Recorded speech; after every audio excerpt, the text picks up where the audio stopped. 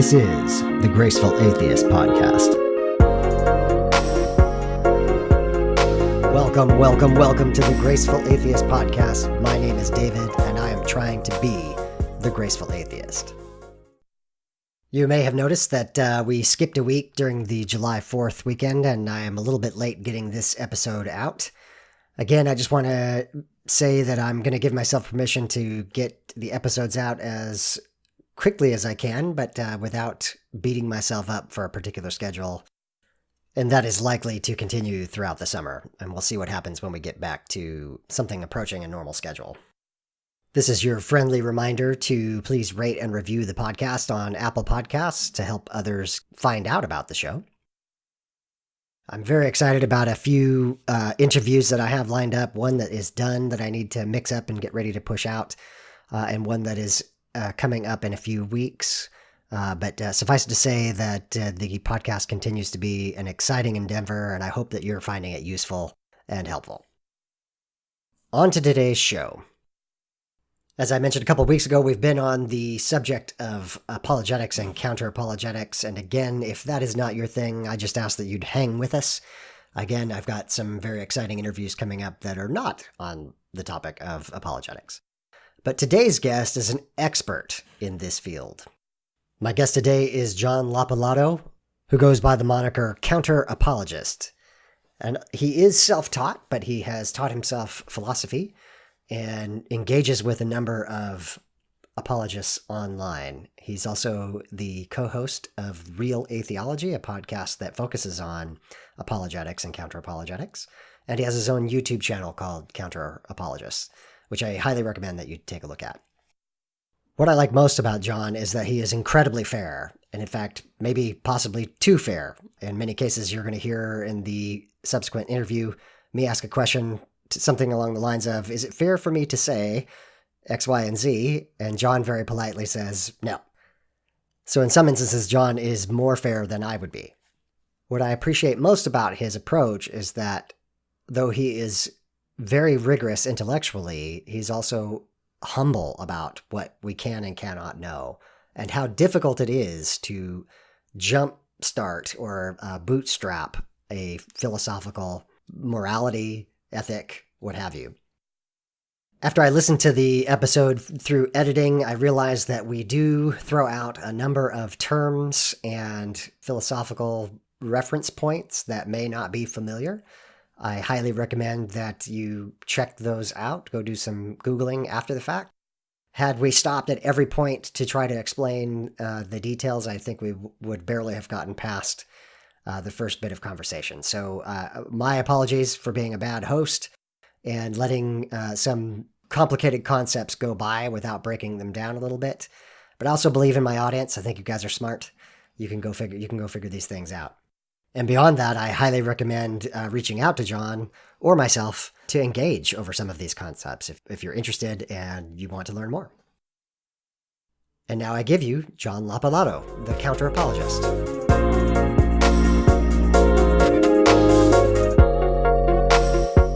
John, the Counter Apologist, welcome to the podcast. Hi, Dave. Thanks for having me.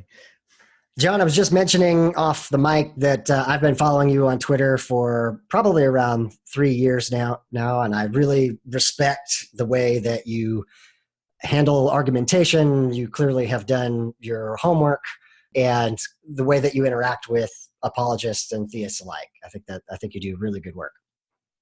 Thank you very much. I appreciate it. So you're also a co-host of the Real Atheology podcast, is that correct? Yes, I am. That was I was really proud that they was asked to go on that because I really respected Justin and Ben, and now we have met Ben Bavar in the process, and it was just thrilled.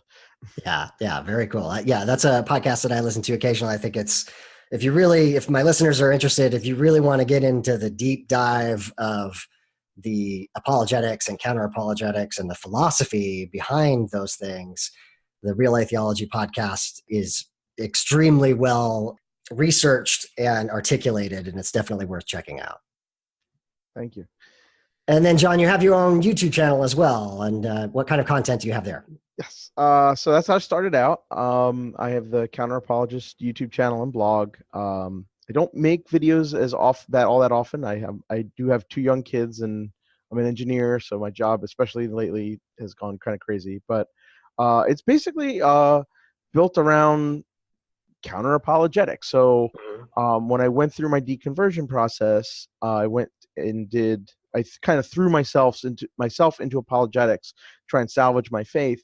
And what really broke me out was reading apologists William Lane Craig, C.S. Lewis, Alvin Plantinga, and just being like, especially somebody like Craig on like the Kalam. I was like, hey, wait a minute, I know some physics. Mhm. This is wrong. Like Right, this right, is very, very wrong. And it's presented with this kind of this super assured style. Like they know, it's like there's no way atheism could be true, and it's obvious theism must be true.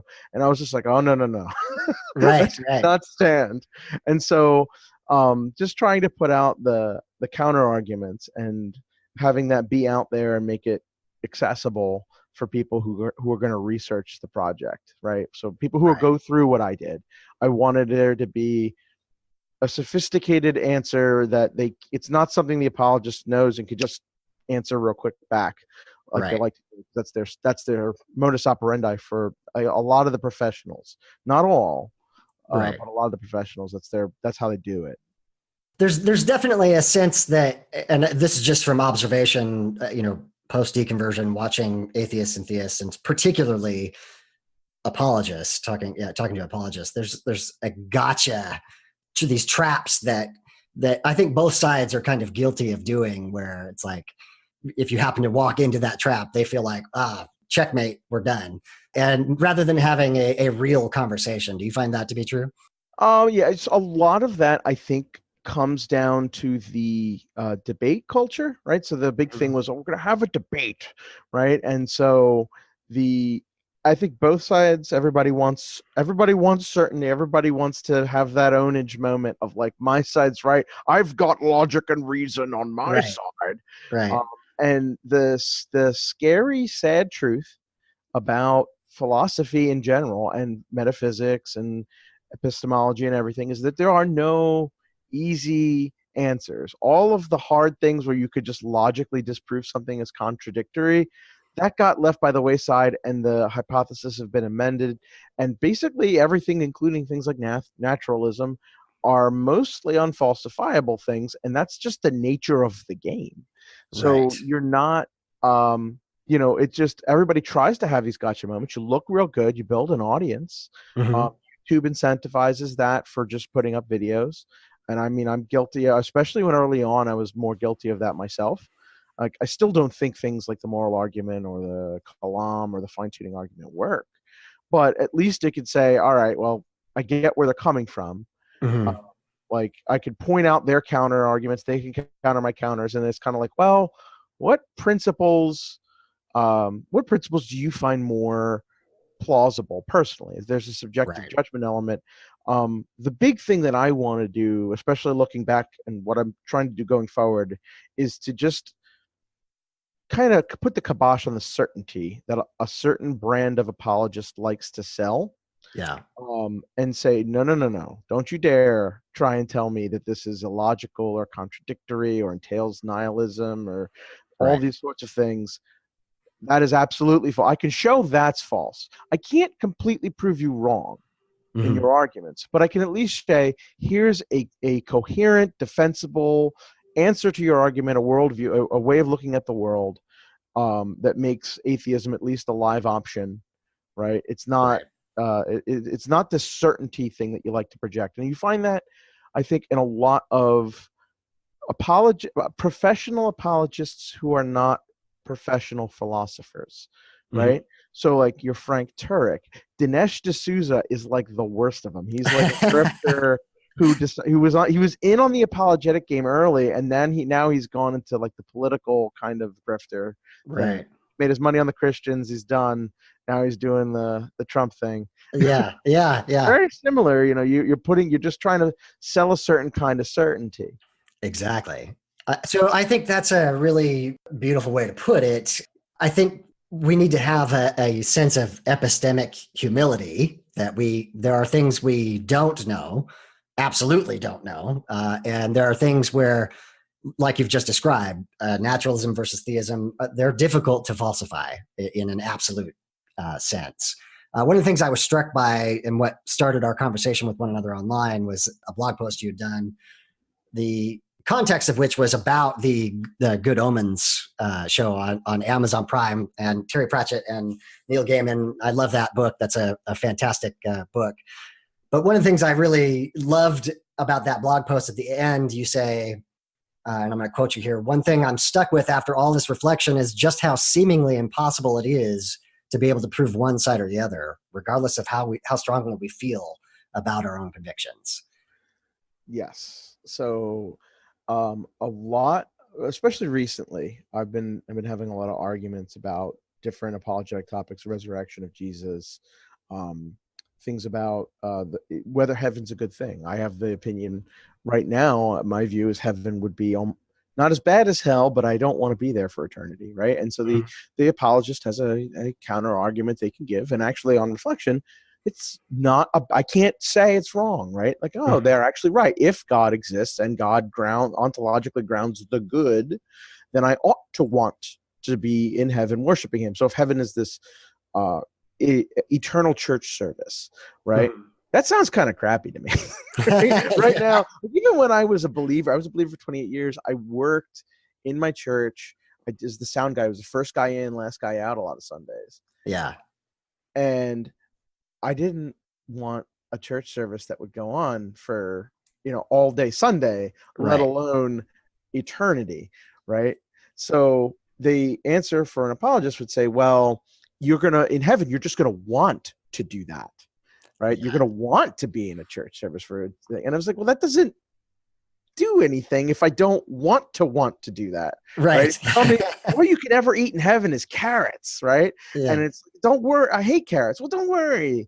You'll want to eat carrots. Well, I don't want to eat carrots. I like what I like. I don't want to do that, right? But if, there are things that I do want to change about myself, right? My autonomy is not paramount. There are things I wish I could change about myself. I wish I liked exercise more. I wasn't as big on the cake thing, right? But, I should be more moral. Everybody could stand to be a bit more moral. And so if I'm going to be more moral, I would want to exemplify and the good.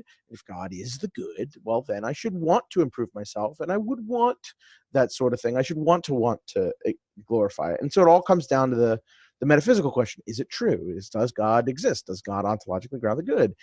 Yeah. And there's no... what's more plausible to you? It's not plausible to me currently. There are some things that could change my mind. If miracles started happening and only Christians could do them, then boom, hey, I've got a lot of reconsidering to do about what goodness means. Right.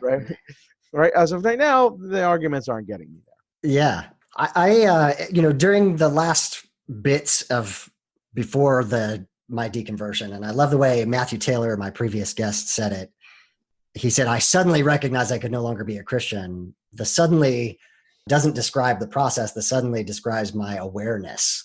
So I had the suddenly awareness moment, but I can see with hindsight that, all the steps it took to get me there. But some of the steps going toward that was I had a few atheist friends, and I was fascinated by why they didn't believe and why I felt so strongly my belief. And I was trying to work out what is different about us. We're basically, the same socioeconomic background, roughly the same intelligence. Why is it so profoundly obvious to them that it's not true, and so profoundly obvious to me that it is true? Right. And that was kind of the step to recognizing that I could be wrong. And just that alone, that admission alone was maybe the first domino, or one domino to fall that led ultimately to deconversion. And then secondly, I wanted to touch on apologetics specifically were a part of my deconversion, in that things like I read The Privileged Planet.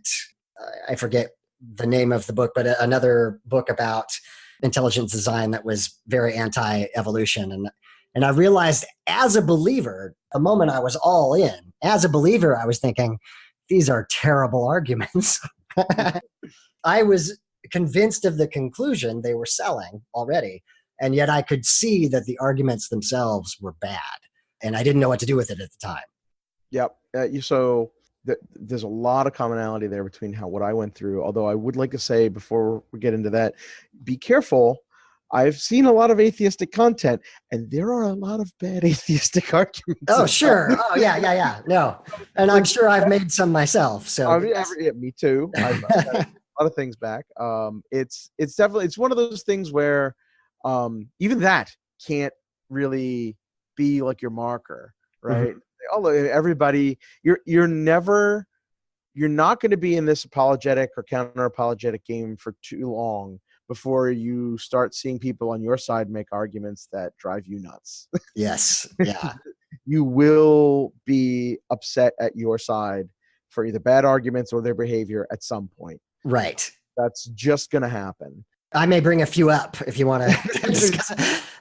The conversation has moved in a way I didn't anticipate, but let's just go with it. So one question I wanted to ask you about the atheistic side is, tell me what you think of the idea of lacktheism and the kind of the moving of the burden of proof that is tend to do. Yeah. Okay. So this has been I've gotten more flack from atheists than I'll get from theists when I'll put an atheistic argument up. Not a lot of theists will reply. You say that atheism is not just a lack of belief, or that's a poor definition. Right. Oh boy, the woodwork. People come out of the woodwork. Yeah. On that one. So I don't agree. Actually, believe it or not, a Christian apologist, Cameron Bertruzzi, he does Capturing Christianity. He got an interview with Graham Oppy. I was fortunate enough. It was on Relay Theology. We got an interview with Graham, and if there was going to be an atheist pope, it's not Dawkins, it's Graham Oppy. Okay, yeah. He is one of the guys in the running, maybe at least the Eastern Orthodox pope of atheism. Yeah, there you go. And so he gives a very good reason as to why your lack of belief is not really a good thing to be an atheist. Like to say, I'm an atheist, I just lack a belief in God. One, I just kind of doubt that's true, right? Right. If they tell you a perfectly good being created this world, you're going to kind of think, I know, that just seems false to me. Right. But then what do you call an agnostic? If you just lack a belief in God and that you're if you lack a belief in God and you're an atheist, well, agnostics lack a belief in God. Mm-hmm. Are they atheists? And a lot of them want to say yes. So they go, what the heck's the point of the term right. agnostic? And they go, well, it's about knowledge. And it was like, well, you could not know about like lack of belief. And I go, well, knowledge. I can't remember the atheist. He tried to make a big deal about how knowledge is not a type of belief, which is absurd. How can you know something but not believe it? Right. Right. Knowledge is a class of beliefs. So the old standby definition of philosophy with justified true belief is what constitutes knowledge. They're a bit not as used as much today, or there are at least a lot more caveats added on. But in contemporary philosophy and in epistemology, that's what knowledge is. It's a type of belief. Right. So you can't really. I don't think it's a good thing to say that because I lack belief. And so, what is this? Just to avoid having you say, the burden of proof is on the theist. Well, burden of proof is a very different animal. It doesn't matter whether you lack belief or not lack belief. You could say, if you're trying to tell a theist that atheism is true, well, guess what? You have the burden of proof. You're the one making the argument. Right. It's not, the theist has a burden of proof. If they want to convince the atheist or the non-believer that their religion or that God exists, is that proposition is true, yes, they have a burden of proof. And so you could say, hey, you've not met it. But they can do the same thing to the atheist. So they have responses to the problem of evil, the problem of hiddenness. I don't find those responses particularly convincing. Right. But they're logically consistent. I can't, they seem very far-fetched. But then they think my views on, an eternally existing brute universe made of brute facts is completely unsatisfactory. How could you be comfortable living in such a world, thinking out of the world? And I'm just like, it's fine. Right. Yeah. No problem at all. I'm good, bro. So I get the frustration. And I think that for people who have had a faith of some kind or another and then go through a deconversion process, that there's a unique perspective there. You've felt what it feels like to believe wholeheartedly one way, and then to be convinced by something, whether that's the poorness of the arguments for your side, or whether it's the positive argument for the other side, or what have you, but you change your mind.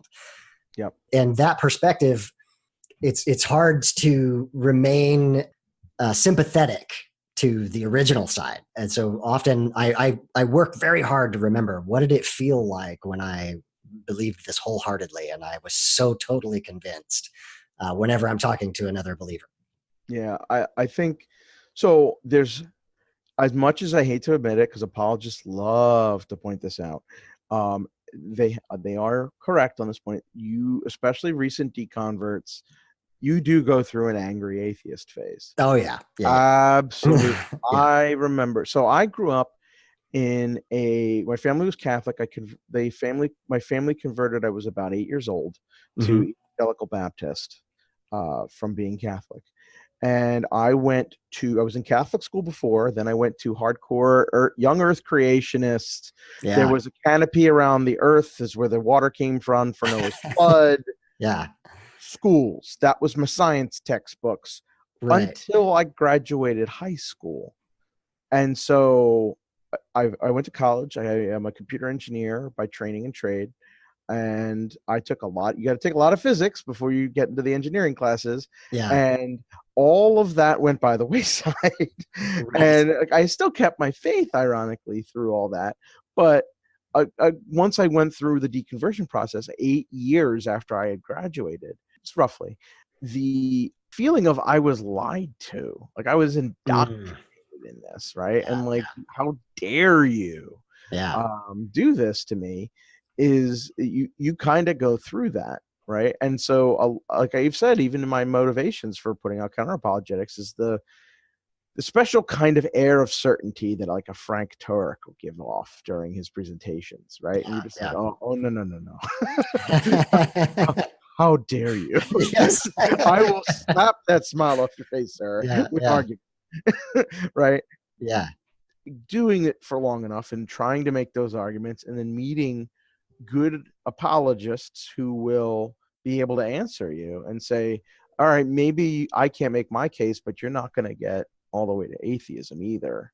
Right? And they will go through and make their explanations. And if you take your time and you get serious, you go, okay, this is hard, right? This is, and so you learn, basically, I think almost it's a roundabout way of learning philosophy. I'm pretty sure philosophy majors in college learned this by about the second or third semester. Okay. Yeah. I'm sure if I had paid much attention in my philosophy classes when I was an undergrad, I might have at least appreciated this before I was almost 30. Yes. Yeah. It is interesting, the strength with which the assertions are made. And again, the humility of even science, really, to say, these are the things we know based on empiricism or what have you, but these are the things we don't know. And there's a radical difference between the theist who is asserting, to have almost near absolute knowledge about something that we human beings don't have that knowledge about. So, for example, earlier you mentioned the Kalam Cosmological Argument, which I should probably have you describe briefly before. Why don't you give me the explanation of what that is? Sure. So the Kalam is a favorite contemporary argument because it lets them talk a lot about science, and a lot of it is putting their own very special spin on the current state of modern cosmology. But somebody like William Lane Craig can talk beautifully and very intelligently about it, and so he gives us the perception of a Christian fundamentalist is a anti-science, God did it guy, and here's this apologist talking very intelligently about modern physics. So that's what they're trying to give. So sorry to give the argument. It's very simple. Premise 1: everything that begins to exist has a cause. Premise 2: the universe began to exist. 3: the conclusion. Therefore, the universe has a cause.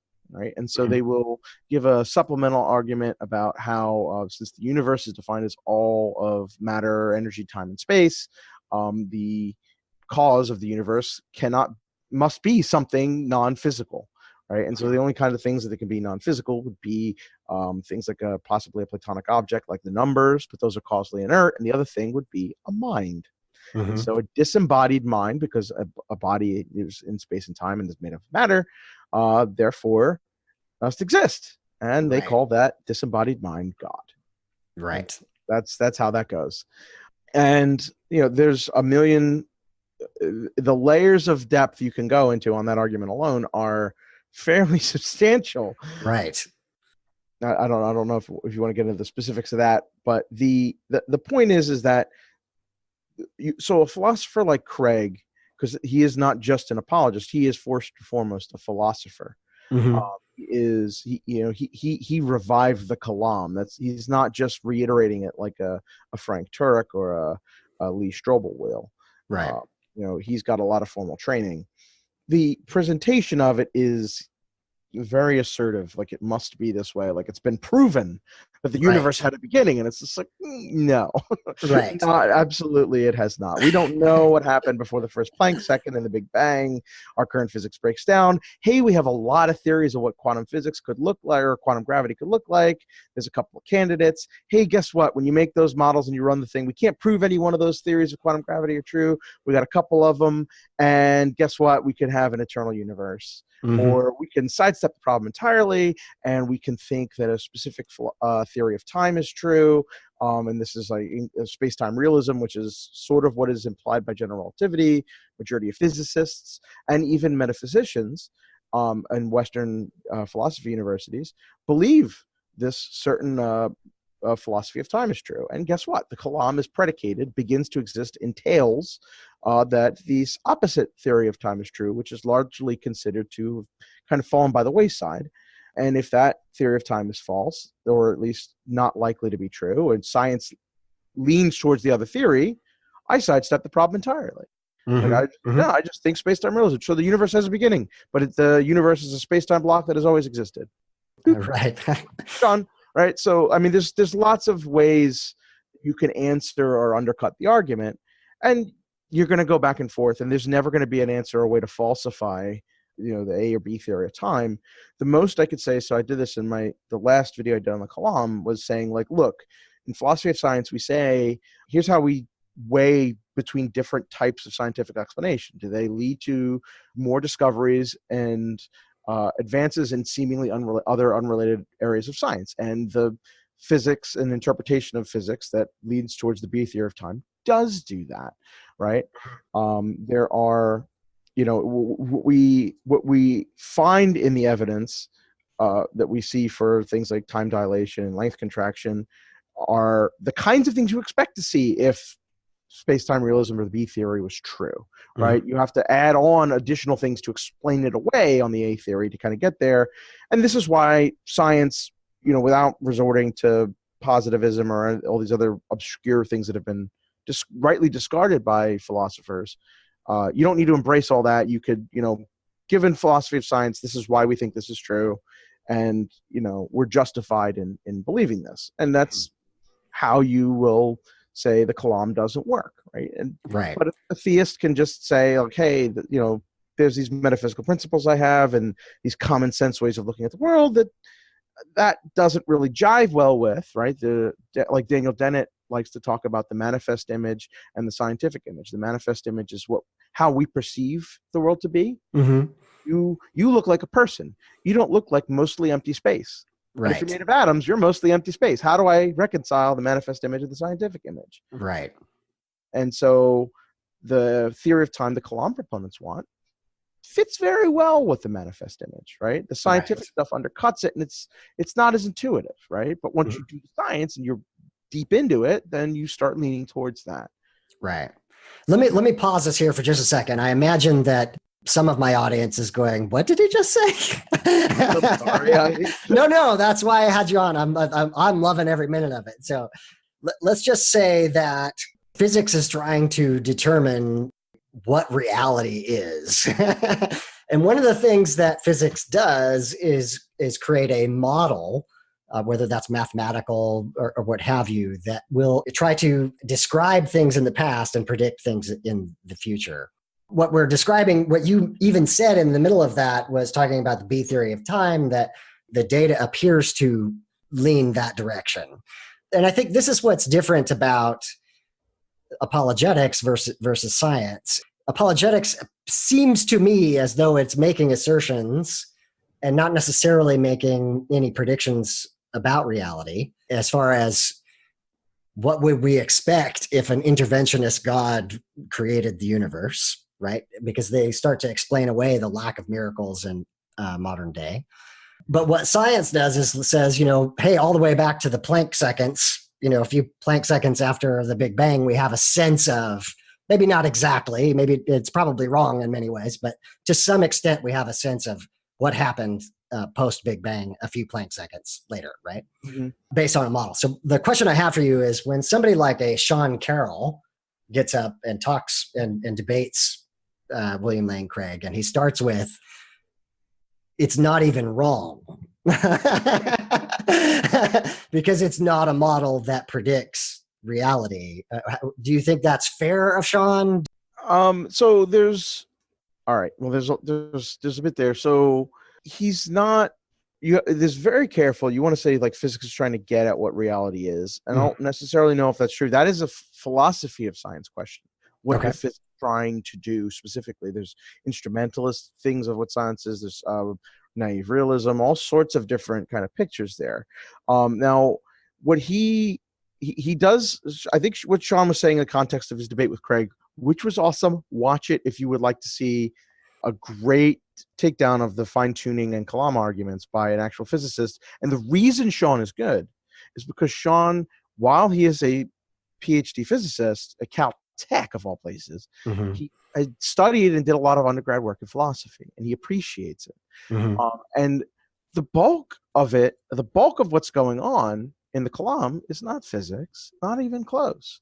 It's how you interpret the data, right? And it's a lot of it is the philosophical principles undergirding a lot of how we look at things. So like in science, one of the big problems in science and in philosophy of science is the underdetermination of the data, right? So there was a lot of atheists love this philosopher, and a lot of scientists love this philosopher, but it turns out he's kind of wrong.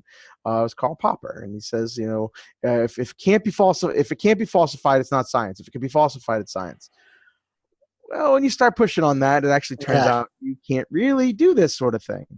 To get back to your question, like when Sean Carroll says, "Hey, look, you're not making a model here." Right? He's like, Sean's point, I think, in that context was to say, hey, look, do you want a model of an eternal universe, a scientific model of an eternal universe that is completely consistent with all empirical evidence that we have to date?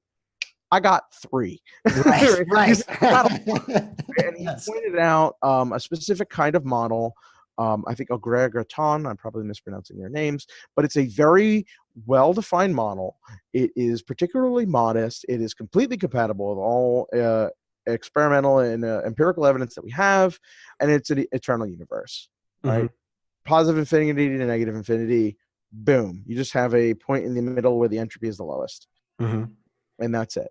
And so he has his own model. In that debate, Craig attacked Sean's model, and Sean's like, hey, look, my model, I admit my model was very speculative. Right. How about this one, right?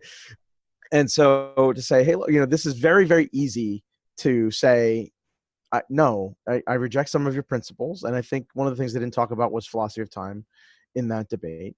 But that's why things like that are why you don't hear physicists talk about God at cosmology conferences. Right. Right? Yes. So it's just like, and you could have that eternal universe, right? And still have God exist and still have arguments for it. Just the Kalam doesn't work. Right? You would just go and give a Leibnizian argument from contingency, which is a type of cosmological argument. Aquinas' first way is compatible with a past eternal universe. So it's just like, hey, this one argument doesn't work, right? And a lot of it comes down to how you evaluate premises in each argument and the metaphysical principles that underlie it, or philosophical principles. Shouldn't pick on metaphysics. Yeah. So one of the things I've learned to appreciate recently is the phrase, one person's modus tollens is another person's modus tollens, or I'm getting the Latin messed up. Sure. Here's the thing. If A, then B, you could say, that's premise one. If A, then B. Premise two, A, therefore B. Or you could say, if A, then B, not B, therefore not A. Completely opposite conclusions. The same key premise at the top. Right. And so a great example of where this breaks down is, say, the argument from gratuitous evil. You could say that, if a tri-omni God, a good God who's all powerful and all knowledgeable exists, there would be no gratuitous evil, which is evil for which there is no discernible purpose. It's not logically necessary to attain some good. We could come up with a number of instances of gratuitous evil. A fawn dying in a forest fire is I think Schellenberg's example in his famous book on the topic. Right. And so you say, so the gratuitous evil exists, therefore God does not exist. Boop, that's the argument for gratuitous evil. Right. The theist response would be to say, simplified, would say, if they would agree, if gratuitous evil exists, then God does not exist. But God exists, therefore there is no gratuitous evil. Right. It seemed to be gratuitous to our limited perceptions. There is, I could think, because I'm so convinced God exists, that there is some reason, or morally justifiable reason, for that evil to occur. And that's called a position roughly called skeptical theism, as an answer to the problem of gratuitous evil. But it's a shift. It's the same. You can accept the same premise. If gratuitous evil exists, God does not exist. And you just, it's called a Morean shift, I think. Actually, that might not be right. It might not be the right term for that, but still, you're using the same premise and then you just flip what the conclusion is. That's really interesting. Yeah, I'm gonna switch gears just slightly. You brought up the skeptical theism. Give me an overview, and I know this is a ridiculous question, but an overview of what is new in apologetics since like the scholastics. So you mentioned Aquinas. So it feels to me, and I need to assert here, or acknowledge rather, my ignorance, right? I'm not philosophically trained. I don't claim to be. So it's fine for you to say, no, you don't know what you're talking about. That's fine. But there seems to me that some of the apologetic arguments are really just variations on Aquinas and Anselm and things that, are several hundred years old, arguments that are several hundred years old, with the added twist of really trying to compensate for like a modern scientific perspective. So I'm thinking of like open theology and things where they're trying to deal with the realities of, say, a space-time block and cope with that in some way or another. And so, but the core of their arguments, like in the example with the Kalam, it's really Aquinas's first cause or Aristotle's first cause. It's really not particularly new. It's just got some gold plating on it. Is that fair, or is that? I don't think that's necessarily fair. So okay. The way apologists, I happen to enjoy Randall Reynolds. He says that there's it's not just the cosmological argument. Cosmological argument is a family of arguments. There's Aquinas's take on, which requires an Aristotelian metaphysic, and if you're in that metaphysic, guess what? His argument works. The way you get out of the Aristotelian argument is I reject the neo-Aristotelian metaphysic that it's based on. So, but the Kalam kind of goes on it in its own way. The Leibnizian cosmological argument, which is an argument from contingency, is its own special form of cosmological argument. There's a Thomistic spin. So, the arguments are thousands of years old. Right. As are arguments about moral realism, or what is morality? Is it consequentialist? Is it deontological rule based? It's always wrong to tell a lie regardless of the situation, or does it depend upon the outcomes? Right? These sorts of things are just kind of perennial questions of the nature of consciousness. You're not going to get an answer. So let me jump in really quickly. Sure. I was mentioning to you off mic before we started about coming to the realization of the depth of my ignorance, particularly after the deconversion process, of just what I thought I knew about philosophy and the history of philosophy and that kind of thing. And then discovering how much I did not know. And one of the what I find deeply meaningful and profound was recognizing what you've just said, the oldness, how old these questions are, and humanity's attempt to answer these questions has been going on for millennia. And there's a sense in which there's really nothing new under the sun. We're still asking the same questions. Obviously, we've got new information. We've got more scientific information. There's not to say that there's not kind of like advances or things that have changed. Granted, I think this was in like the 60s or 70s, but Alvin Plantinga, he's retired. He just got like $10 million from the Templeton Foundation for his work in religious epistemology. Mm-hmm. And so he kind of revolutionized the Christian philosophy landscape by saying, like, people were kind of rigorously defending these natural theology arguments as a justification to believe in God, because they kind of felt like they were losing the battle, especially when we went through the modern time where people had a lot more science has all the answers kind of thing. Mm-hmm. And what he did was he talked about, I'm warranted in believing that not only theism, but Christianity is true, regardless of what I know about the cosmological argument, the moral argument, ontological, whatever, right? Because it is properly basic. And he explores the idea of a functionalist, I believe it's a functionalist epistemology, where, just like my perception of the external world is just properly basic. The Morean shift of I have two hands, I can see them, right? Yes. I can't prove to you that idealism isn't true, that there's no external world. It's all in our head, literally, mm-hmm. or in our minds. Versus, he says, his thing was that I have a sensus divinitatis, that's a sense of God, and I intuit that God exists, and that when I read the Bible, God is speaking to me. Mm-hmm. Right? So that this is a basic kind of sense belief. And, if he gets into the technical details of what, knowledge is justified true belief, he goes into problems with that definition. They're known as Gettier problems. It's a famous actual hard problem in epistemology that he worked on. He's mm-hmm. very well respected for good reason. And he talks about, belief in Christianity is warranted. I'm warranted to believe it if it's true. Right. And right. So that works. So the thing is, and so like it's not necessarily a critic, but what people call that move is the punt to metaphysics. And you go, well, is it true? And he goes, that's not my project. That's not my job. That's not what I'm doing here. I'm talking about why I'm warranted in believing this. Yeah. And you can't necessarily show that it's true, but I am, it's reasonable for me to, just as it's reasonable for me to intuit that the external world exists, or that you exist, other minds. Mm-hmm. I could be justified, here's my epistemology, and I'm justified in believing God exists on this epistemology. And it's not that easy to just write that off. It's not that crazy, right? It's taken fairly seriously. In fact, there are naturalists and atheists who have taken his epistemology and sort of run with it. Yeah, yeah. And they've said, proper function, a proper functionalist epistemology, this works fine for atheism. Like, Alvin Plantinga tries to argue against that.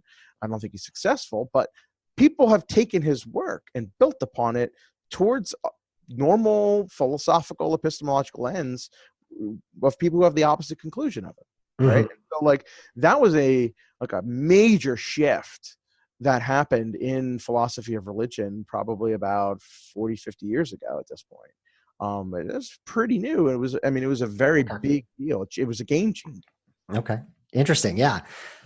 I also want to just touch on what you just said, in case we haven't said this explicitly. What we're saying is that there are incredibly intelligent, incredibly well-educated theists who have rational arguments for why they believe. And that I think there's a sense that, again, you go back to, our angry atheist phase, there's a sense, particularly online, particularly on Twitter, where there's just a complete dismissal of only an idiot would believe this. Right. And you can imagine then that the response from particularly a well-educated, very intelligent theist would be more disrespect, and there's this negative feedback loop that takes place. That's absolutely the case. Now, to be fair, right? So you've got your very well read and educated and generous with his time apologists like a Randall Rouser. Mm-hmm. Love the guy. The amount of I've learned from him has been tremendous, even though we disagree. But then you've got Ken Ham. Right. Yeah. I guess we should definitely clarify. Kind of going at, like, you get the people who can respond to the Ken Hams of the world. Yes. And they do a pretty good job of it. And then you've got the guys like a Craig or Plantinga or Rouser, and you're going, oh, well, okay, this is much harder. And I think particularly what Randall does very well is he is able to, ultimately, a lot of this boils down to a number of philosophical principles that you accept, and those principles can't really be falsified. And so what he is particularly good at doing is he wants, what seems to be his project, this is my own reading from following him for years, he's trying to remove the stumbling blocks that people have. And some of them were stumbling blocks that got me out. So gay marriage, or the morality of gay relations, LGBT relations, or transgender identity. And he argues that, hey, these gay Christians who are trying to interpret the Bible in this hermeneutic and this way, and blah, blah, blah, blah, that's a serious argument. Right. You know, Michael Brown or whoever he's gone rounds with about this topic. You can't just dismiss this. Oh, hey, when they talk about the Canaanite genocides in the Bible, the one track, the old school track of the William Lane Craig and the Paul Copan, is to go, no, God was justified in saying to put the broadsword into those babies, because those Canaanites, they did child sacrifices to their gods. So the way to punish them was to murder the children. Right. Yes. It all makes sense. And so this was God. God is ultimately, he is morally justified in ordering. It's not really, or they try to say it's not a genocide or something. And Rouser's like, okay, no. That is a genocide. Yeah. You're being ridiculous. Yes. And so you go, well, is this false? And you go, no, because he has a hermeneutic. The way he reads it, he says, this is God doing like the modest proposal of Jonathan Swift of, how do you solve the famine in Ireland? Oh, well, you just eat the young children, right? It was a famous satirical work. He's right. Satire. I don't think that is plausible of a reading at all. Right. But at least the guy's going at it. Yeah. And you can't really falsify what he's saying. Yeah. Right. And he's going to remove a stumbling block. Whereas in modern days, people are going to look at that, the defenses of Craig and Copan, where they say the genocide was justifiable or wasn't a genocide. And you're like, y'all crazy. Yeah. Yeah. Right? So it's interesting you bring up Randall. I've read, and now I'm going to blank on the name of the book. What was his book that was basically arguing against the saying that the fool says in his heart that there is no God? I think it might be You're Not As Crazy As I Think. It's something to that effect. The Swedish atheist. He's got a couple of. Yeah. He spends a book an apologetics book written for Christians where he effectively defends the rationality of atheism. Exactly. Yeah. So that book, well, I'll have in the show notes the exact title and how people can look it up if they want. And I find Randall to be honest to a certain degree, right? Like, I think what you've just described, he's trying to do the right thing. He's trying to get there. I think what I still find difficult about the apologetics in general is when we get pushed into, like you say, a corner in which we can't falsify either one way or the other. Again, and there's a need for epistemic humility to say, we don't know. And Randall's convinced of the realness of God, and I'm convinced of the non-realness of God. A lot of that has to do with, and I even hate using this word, presuppositions, right? We come to an argument with a huge amount of life experience and a perspective, a worldview, before we even start the conversation that heavily influences the way we interpret the argument, the data, and what have you. And the thing that I often say is that the problem is not that we have presuppositions, because everyone does. You have to, yeah. The problem is that they are not stated. And sometimes they're hidden. And that makes, two people who disagree talking to one another, they can talk past each other. You'll talk right past each other. And like trying to tease out where where the faults kind of lie, and what that means is, that's the true good work of the philosophy of religion. I think that's where you really say, all right, here are my positions. This is where there's certain tracks you can take in on the atheist side or the theistic side that will logically rule out or contradict other positions that might not work. So like you might have an answer for the cosmological argument, but then it has a problem with a possible answer for the fine-tuning argument or something along those lines. And so kind of trying to find your way through the path to make a coherent set of principles is kind of like the work of what you have to do.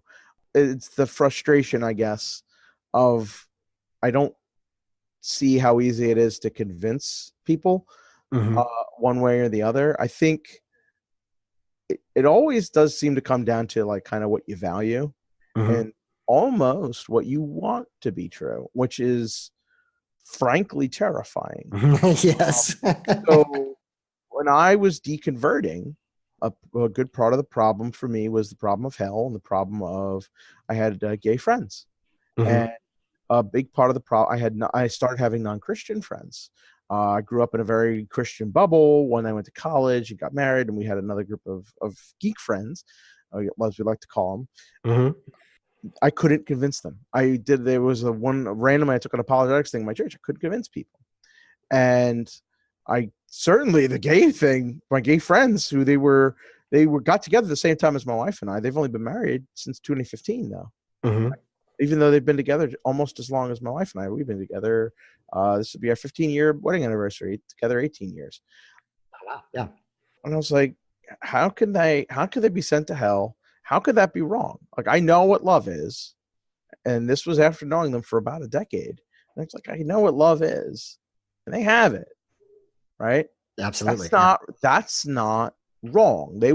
It's almost, the joke was that we were analogs of each other with just one difference. Yes. So, like, it was one of our friends was a lot, they had almost the same interests as my wife, and the other has the same interests as me, and it's just one small difference. Yes. Yeah. But it was, hey, look, you can't call that wrong. Well, if you can't call that wrong, then the Bible's wrong. Right. And so you start trying to read into the Bible and is there a way to interpret this? And there are ways people try to do it. And from my readings and everything I learned about the Bible, that doesn't work. And the same thing for the problem of how can a loving God condemn somebody to eternal conscious torture?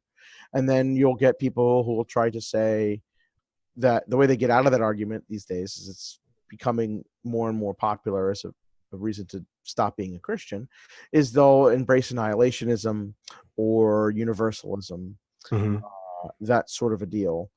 The old school way would be to, like the genocides, would be to defend eternal conscious torture as justifiable, or the doors are locked from the inside, as if that somehow makes it better. The warden allows the inmates to lock themselves in a thing. Yeah. We would put that guy in prison. Yeah. So though, like, I didn't want hell to be there, right? I didn't want that to be true, and I wrestled with it, and then eventually you look at it, and then I started asking myself, well, why do I believe that a God exists? And you start looking at the arguments, and I never, I just believe God exists because people told me that Jesus was the Son of God the same time I learned water was wet and 2 + 2 = 4. Right? There was no question. Yeah. And how do I reconcile? Okay, I can't convince this guy Christianity is true. Like, how do I prove the Muslims wrong? Right? If I can't, how can I prove this to somebody? I can't. Right. And that was a struggle years before I became an atheist. That was just one thing that's in the back of my mind. And then I started taking the science thing a bit more seriously. I stopped being a young earth creationist in college because physics. Yes, education. Yeah. Right? Like, you're like, hey, this makes predictions and works. Okay, this is true. Yeah. But when you look at the thing of evolution, what is red in tooth and claw? And now you get theists like Randall who will say, well, God used evolution. And now you'll find, which is hilarious to me growing up in the anti-evolution textbooks, you'll find Christians who will argue that if based on the Bible, you would predict God would use a mechanism like evolution. And they try to make an argument for that. And you're just like, what? Right. Right? You know, because they want it to be true. But then at the same time, if I'm honest, I didn't want certain doctrines to be true, or things didn't make sense. Not only did it not make sense, but I didn't want it to be true. Now, was I motivated reasoning, or was it correct? Right? You know, like I think it was correct. I think if I try to take my desires out of it, like I like to say, if Christians and only Christians could do miracles right now, the example I like is every Catholic Mass. At the end, he pours water into a clear glass, says a prayer, it turns into wine. That was a Jesus miracle. Yeah. Right? And he could do this every time he consecrates the Eucharist. And he can do it in a church, in a controlled, tested environment where the only people are a bunch of scientists who are observing him, who are testing it, and they can repeat it every time. I'm going to believe. I'm going to give up what I think about the nature of good. I'm going to rethink about what I think about actions that are morally permissible. I'm going to start worshiping the Christian God. I'm going to believe the Christian miracle claims over the other miracle claims. Mm-hmm. Like, that is, for me, when you say, what is it going to take to get you to believe again, right? That is what it's going to be. Like, if I could see something like that, and that's well within a God's capability to do. We could start doing that yesterday. Absolutely. So I think you've really touched on something important here, and I hinted about it earlier, that I think theists, are doing themselves disservice when they talk about the cessation of miracles. Well, a while back, I read Ted Chiang. He's the author who wrote the short story that Arrival was based on, and he also wrote a short story called "Hell is the Absence of God." And in that story, what's fascinating is he basically, it's science fiction, but it supposes a real theistic God that intervenes in the world, in the modern world, such that whenever there is an appearance of God, it's usually through angels and some miracle takes place.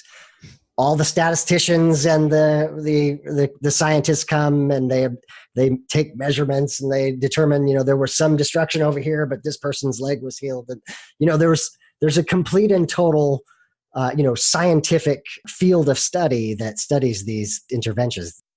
And what's so powerful about that story is it takes deadly serious the idea of a real theistic interventionist God. And what would it look like?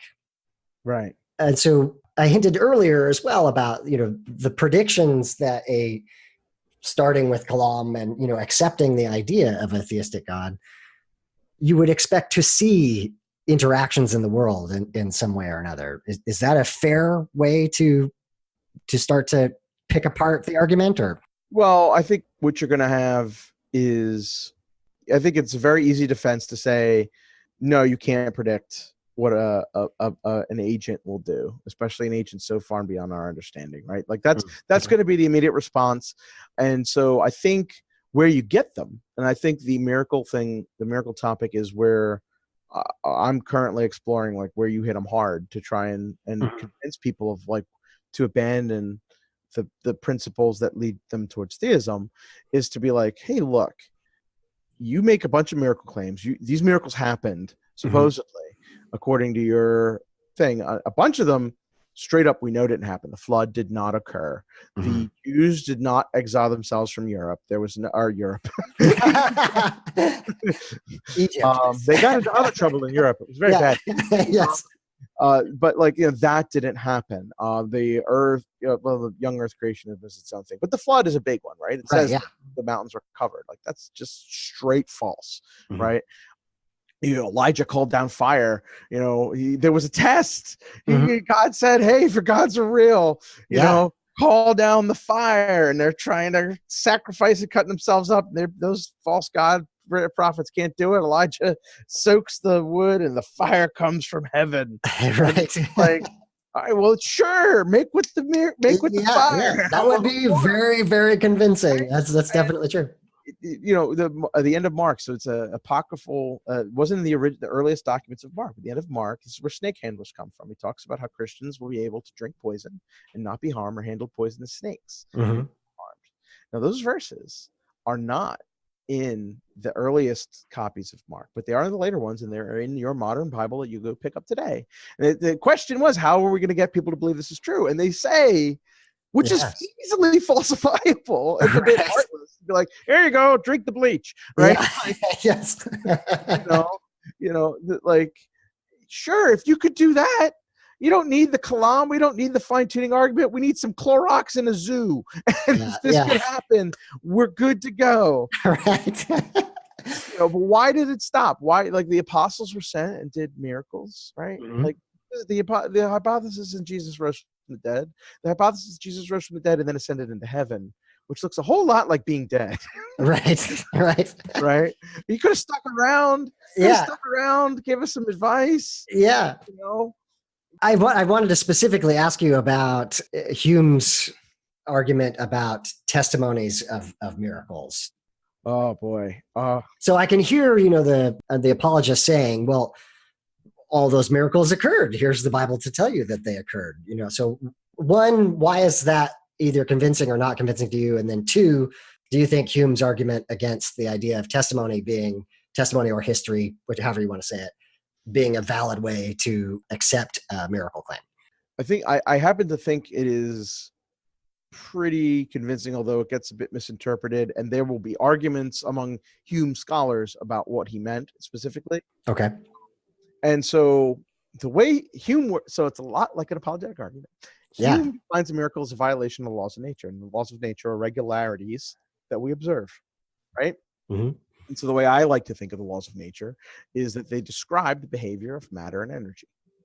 That's what they do. Mm-hmm. Matter and energy already exist. The laws of nature don't exist in some Platonic form. They just describe what matter and energy are, how it behaves. And so Hume defines a miracle as a violation of those laws, right?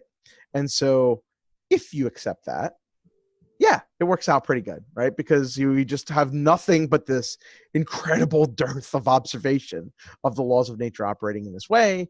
And to say that somebody told you that those laws were violated because on basis of testimony, what's more reliable? All of this everything, 99.9% of my observations are this dude telling me, right? Right. And so now, of course, what the theist does, in the same way I like to argue against the Thomistic apologist or Aquinas, is I don't accept that framing of God interacting in the world, and they have their own theories about what it means for God to interact in the world. The laws of nature are like God causes that. Every spin of every electron around every nucleus of an atom is God being the primary cause. Right? There's primary causes, secondary causes. They get into all sorts of things to make it so that God doesn't cause sin or bad things. Right. But they can make a thing, right? And it's just, so it's how they kind of get out of that. So I'm currently been trying to work on the countering the resurrection argument. And the way I like to kind of go about it is you say, look, at the base of the Gospels, at best, you get 5 Paul in 1 Corinthians 15, and then 4 Gospels, which are not at all independent. But even if let's just grant, sure, you got 5 guys. Yeah. 5 guys saying a miracle occurred, or that a bunch of things around that a miracle occurred. And how do you explain the naturalistic facts that surround the miracle?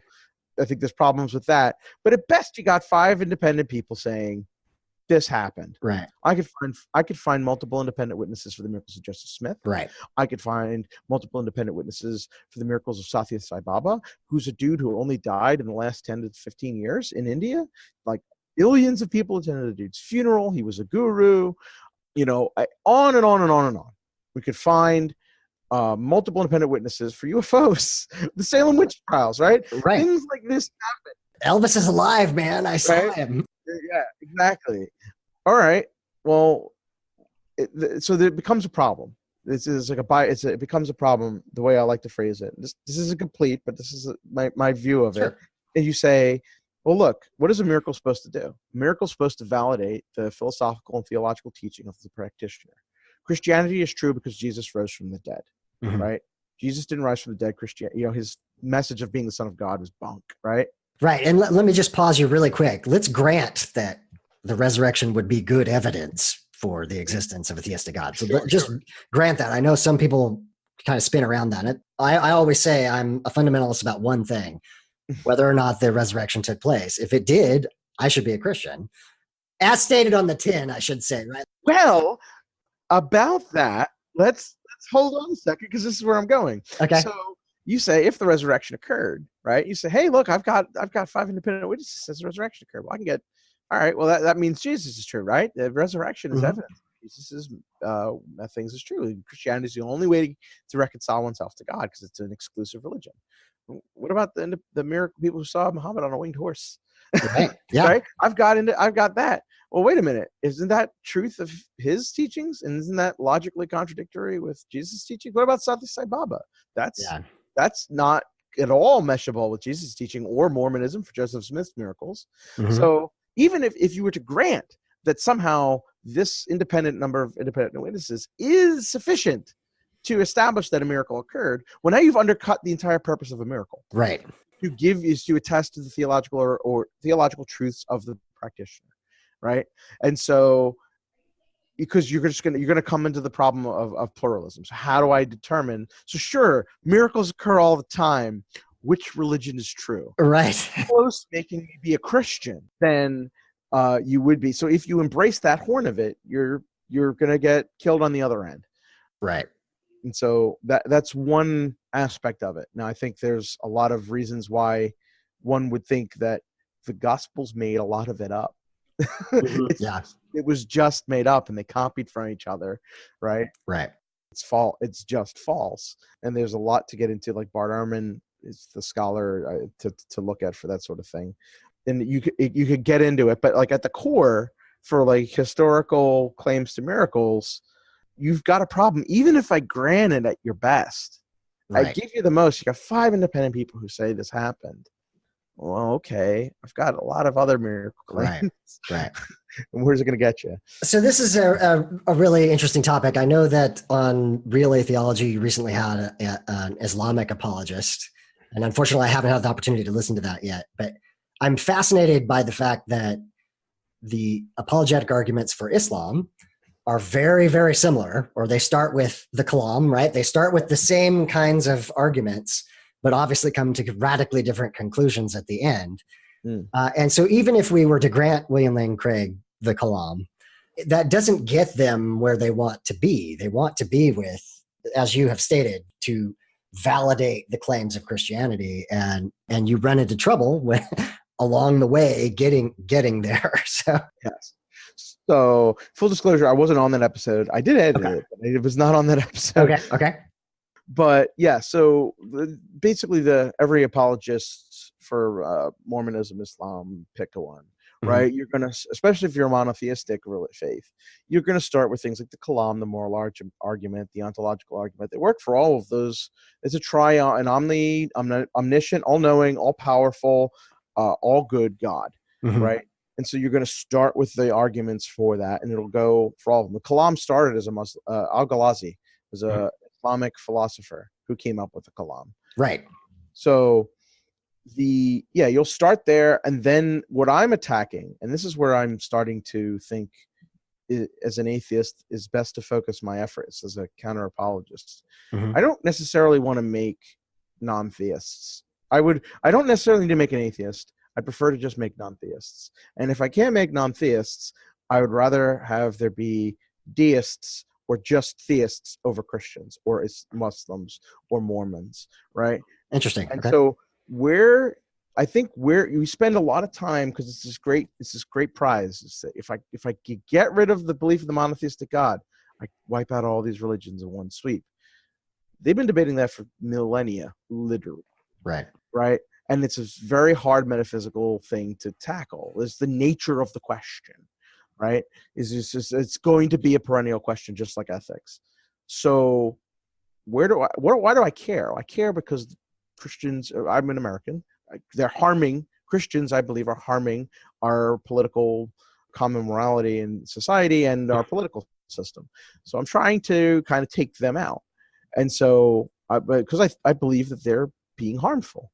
And beliefs have consequences. Yes, exactly. And so if I was to attack, okay, fine, I don't care if I grant you theism, but you're not getting to Christianity. Mm. If I can attack that, and I think that's where they're weakest. I think that's where the arguments for any given religion are going to be weakest when they try to go from theism to their specific religion. And that's where I'm starting to think I should focus my efforts. And that's why and it's been forever, I've been working on a resurrection argument, but that's where I'm starting to think is the place to go. And I think, and I go, if I can't make you a non-Christian, I want to make you a progressive Christian, more like a Randall Reynolds, or something along those lines, because a lot of, granted, we still disagree on a lot of different things. The morality of abortion would probably be the biggest current one, but at least sympathetic to the possibility of LGBT relations being that kind of an open and understanding person. If I could have if I could make everybody more like be his kind of Christian, I'm calling that a win, right? And I think it's a testament to the man's character. But he's not the only one. There's so many. Rachel Held Evans, who just passed away, that sort of a person, right? If you're going to be that kind of Christian, all right, fine, right? I think you're wrong on a number of things, but I don't care. right. Like we're not, we've got bigger fish to fry. Humanists and Christians can work alongside, and as Muslims, right? Of a certain type. There's fundamentalist Muslims, there's liberal Muslims. Sure. Ilhan Omar, she's pro-choice. How does that work? Okay, sure. Anybody can make their religion be what they want, and you can make cases for being an atheist and they're anti-feminists. Sargon of Akkad, right? Famous YouTubers who make more money than I do. Yes. Videos. You're ranting about feminists on the internet. You're like, what? How is this consistent with being a humanist? But it's how they're going to interpret it. Yeah. Two things there, and then I want to start heading towards the finish line here. Sure. One is that was definitely a part of one of the last steps as well for me, was realizing that my whole thing was about grace, right? I was a big time into grace theologically. That was the thing for me. And I felt like, if Christians really just understood grace better and lived out grace, they would be happier, we'd be better witnesses, et cetera, et cetera. So, but as time went on, I began to realize that there were people who believed just as strongly as I did that a legalistic interpretation of the Bible was absolutely necessary, and that if you drop one tittle of the law, right, you failed somehow, and that's devastating. My point being that I began to recognize that other people were interpreting the Bible in radically different ways than I was, and felt just as convinced as I did, and that there was no mechanism, there was no way to determine which of them were correct. So the fatal flaw in revelation as an epistemology is that it's entirely subjective, right? You come to it with a particular hermeneutic, and you come to conclusions based on that hermeneutic.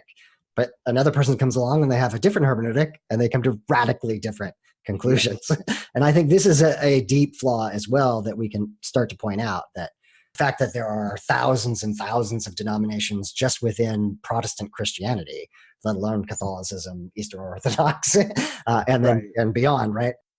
So I would be careful about trying to use that as an argument against specific religions, because like I said, somebody who claims to be a humanist, but they're anti-feminist, right? Or they're anti-transgender rights, right? So you would think, and you're talking about philosophy, you're talking about ethics, you're talking about values.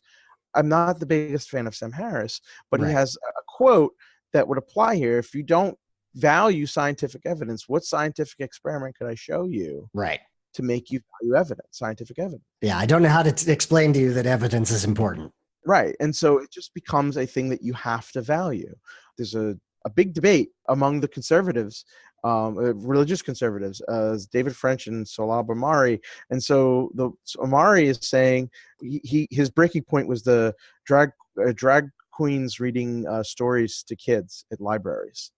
And he says, if that's what freedom of association entails, to hell with freedom of association. And you have the David French who is arguing, no, freedom of association is really important. That's one of our classical conservative principles. We need to defend this. There's their right. And if you say the government should just stop that, what happens when the liberals win and they just want to stop you from getting together. There's a reason why this is important, but that's a fundamental disagreement about values, and specifically a value, not even religious, political, whether you value freedom of association. And so now you're starting to say there are some people on the right who are saying, well, wait a minute, we're going to just lose. Like, I can't stop this.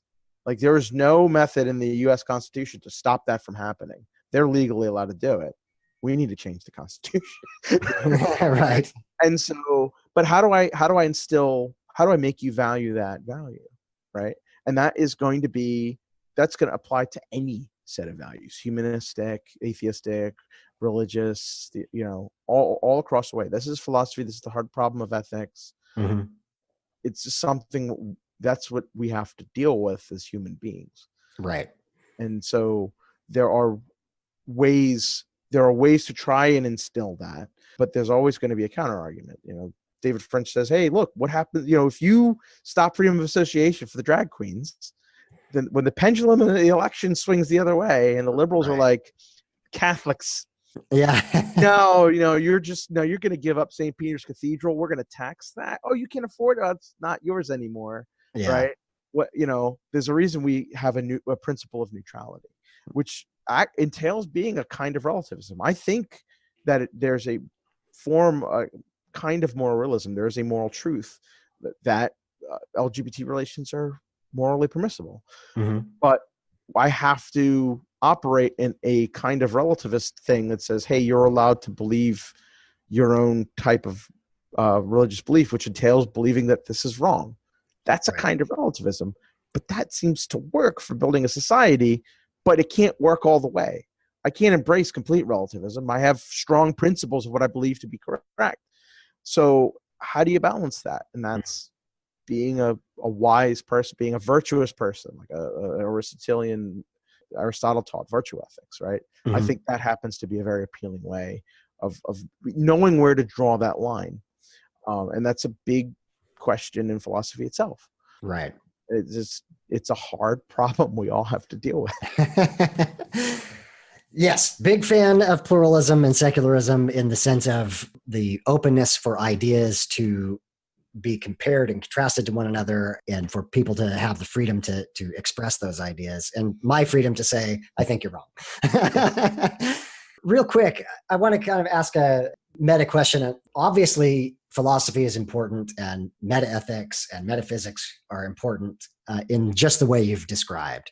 But is there a sense that we can get bogged down in the metaethics, that we're asking too much the why instead of just getting out there and doing something? Do you find that to be true at all? I mean, there's a time and place for both, really. You can be this armchair philosopher, but it doesn't.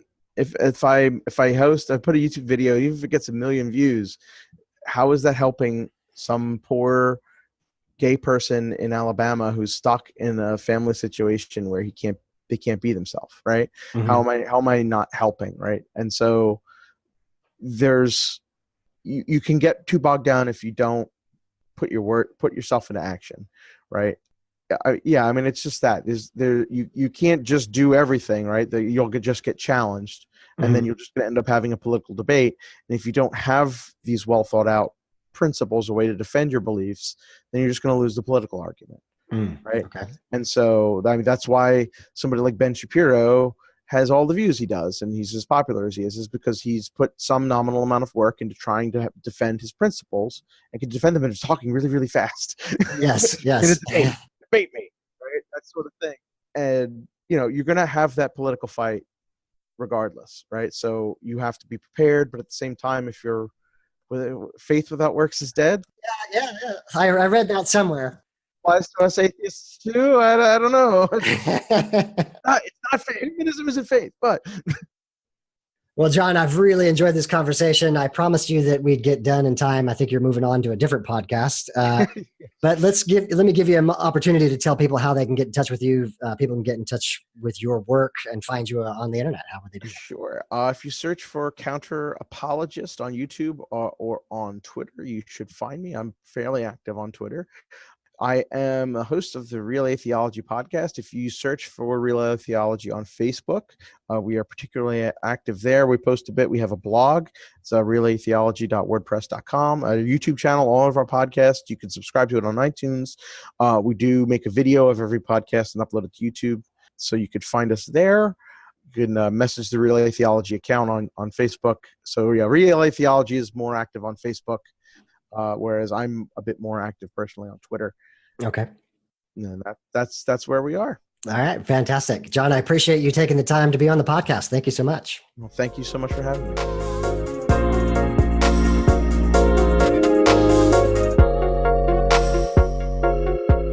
Final thoughts on the episode. I think you can tell we geeked out just a little bit there. I really, really enjoyed this conversation with John. Again, I apologize if we threw out a few terms or ideas that are unfamiliar, but I think it allowed the conversation to flow a little bit better, and much of these concepts probably you have heard of before or you can look up to discover more. I want to thank John for being on the podcast. He was very kind every time I had a naive question with the way that he handled those. I appreciate that. I do very much appreciate his respect for believers and the rationality of belief. I think some atheists go down the road of saying that it's irrational, and I just don't think that's true. I love the part of John's story where he says he threw himself into apologetics in order to try to salvage his faith. And similar to my story, he found that the arguments were wrong or incomplete or invalid in one way or another. The other thing that I think is very interesting, the point that he brings up, is about values versus facts. This is probably touching on Jonathan Haidt's work. When believers and unbelievers talk to one another, we have to recognize that there may be drastically different sets of values. The atheist, the non-believer, is going to value empiricism and evidence and testability and falsifiability. And the believer, even if they say they do, probably doesn't value those to the same degree. As I'm saying that out loud, that sounds unfair. I think John would probably say that was unfair. What I'm trying to get at is that believers are going to value more the protection of the faith, protection of their identity in their belief system, and anything that threatens that will be discarded as invalid evidence. So again, the point being that a difference in values can create people talking past one another, and that is very, very challenging to overcome. One last thing I wanted to address is just to clarify a point that I made. I don't make a general practice of correcting things after the fact, but because John is such an intelligent interlocutor and I was just barely able to keep up with him, when we had the discussion about the difference between Christianity having so many denominations, and he pointed out that humanism also has quite a vast variety, and he used specifically the example of feminism. I do want to point out that the difference is that Christianity claims to have one single truth, and so you would expect there not to be disparate varieties of Christianity. Whereas with humanism, we take as step one that human beings are diverse and have differing opinions. Now, I agree entirely that humanism to me means valuing all people, and above all, people over ideology, which would embrace feminism, which would embrace the LGBT community, would embrace minorities and the immigrant. For those people who call themselves humanists who don't embrace those things, I would want to argue with them about why they should. But again, John recognizes how difficult it is to get off the ground, to make someone value something that they don't already value.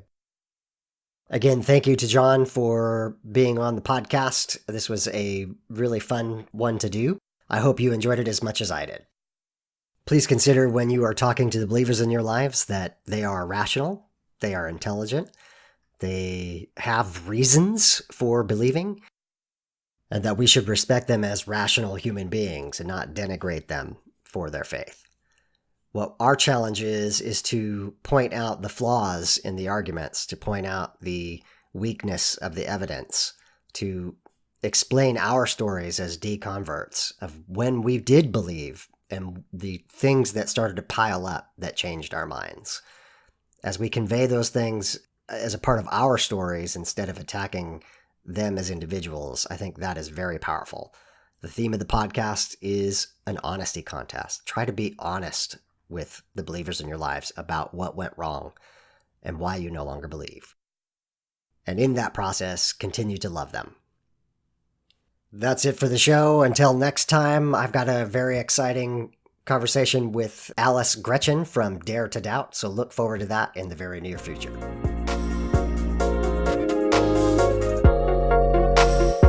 Time for some footnotes. The song is a track called Waves by Micaiah Beats. Please check out her music. Links will be in the show notes. If you'd like to help support the podcast, here are the ways you can go about that. First, help promote it. The podcast audience grows by word of mouth. If you found it useful or just entertaining, please pass it on to your friends and family.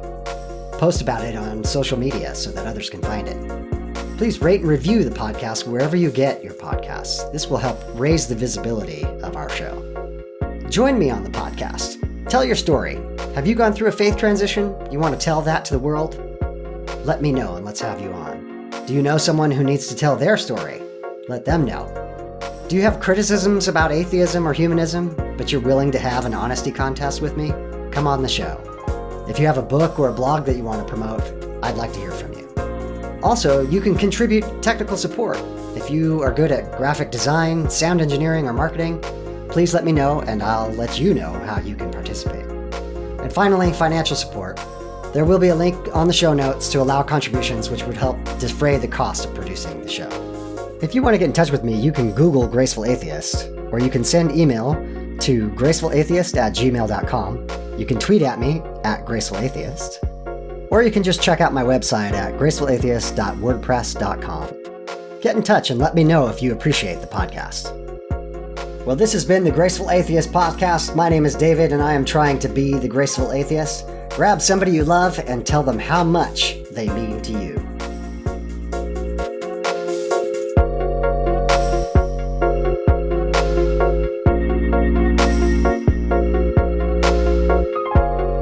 This has been the Graceful Atheist Podcast.